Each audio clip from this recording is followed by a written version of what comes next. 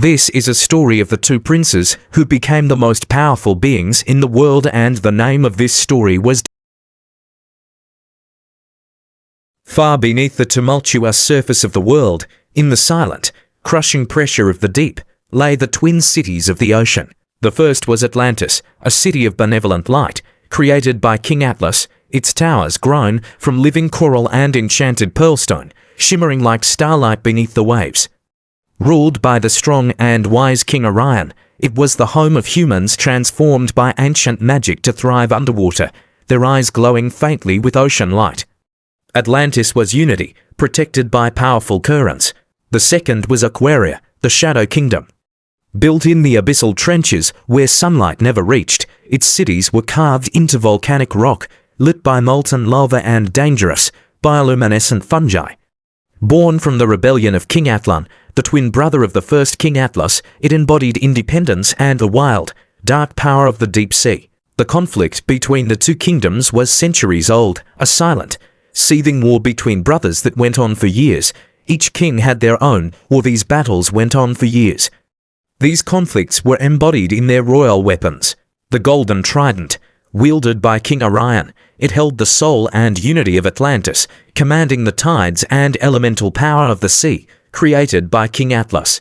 The black trident, forged by Aquaria's line and wielded by King Mester, it embodied rebellion, dominance, and abyssal magic, allowing the king to command sea monsters and corrupt ocean life, created by King Atlan. While the young princes of Kazokuchi studied at Nova Academy, a far darker chess game was being played in the crushing depths. Amanda Zulu had watched the two great princes of the sea, Prince Atlas II of Atlantis and Prince Atlan, lines of Aquaria, growing into magnificent rivals. Atlas, the golden heir, was defined by duty. Atlan, the brooding dark horse, by ambition and resentment. Amanda required the war. She needed the ancient conflict between these kingdoms to continue. Her long-term gambit was breathtaking in its cold patience: orchestrate the final destruction of both kingdoms and claim the Black Trident, the key to arming the abyss. The trident was Atlantean, requiring a powerful conduit to channel its destructive force. She had been secretly grooming the Aquarian prince for years, ever since the prince was born for this fate. The subtle manipulations were over. Amanda felt a chilling impatience. The Black Trident was useless until fueled, and her time was running out. The two kingdoms' political conflict eventually led to the inevitable underwater duel, a savage spectacle that devolved from a demonstration of strength into a fight for survival. Atlas, noble and skilled, wielded his father's golden trident. Atlan, a dark, raw force, was fueled by a growing, strange power Amanda had secretly gifted him and his father's Black Trident. The fight was brutal, driven by the intense personal and political rivalry Amanda had engineered. Atlas, as strong as he was, struggled against a raw strength he'd never encountered. The duel was ordered to stop, yet Atlan pressed, consumed by a hatred that felt foreign even to him. He charged for the final, lethal strike, the one that would end the rivalry forever. Then, against all logic, Atlan hesitated. It was a flicker of instinct buried beneath years of envy.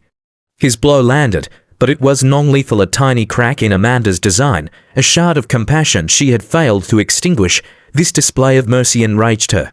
The next day, Amanda made her final move to her plan. She infiltrated Atlantis, a ripple of pure shadow bypassing all defenses, and after she had killed the guards, King Orion attempted to strike her down, but Amanda had already planned for that, so she conjured up a powerful paralyzing spell that didn't just paralyze the immense power of King Orion, but to also drain it. She then stood before Queen Mera, not to kill, but to break her and shatter the very foundations of her world. The two of you fought well for your little kingdom, Amanda's voice echoed, cold and resonant, but you fight for lies. With a slow, deliberate wave of her hand, she projected images into the water around them. The first vision was of a nursery, many years ago, and of a wicked shadow lifting an infant from an Atlantean crib. The second vision was of King Mester receiving that infant, accepting the child and agreeing to raise him in hatred, fueling the very rivalry that now threatened Atlantis. The projections dissolved. Queen Mara stared, her face rigid with shock at the betrayal. The rivalry that plagues your miserable deep. Amanda sneered, my work, but the true betrayal is not political. Amanda smiled, a slow, predatory curve of her lips. She projected one last, singular image, a close-up of two infants sleeping side by side in the same Atlantean cradle. The image was undeniable. The same birthmark, the same perfect, young features. The truth detonated in Queen Mera's mind, her silence more terrible than any scream.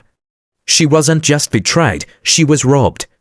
The child Mester raised, the prince who had fought her son, he was her son as well. You see now, I didn't just steal a child, I stole your son. The Aquarian Prince, Atlan, is your lost Atlantean heir. Your house is divided, your son's rival was his own blood. And it was all done by me. Amanda laughed a chilling, triumphant sound and vanished in a coil of darkness. Her goal was accomplished.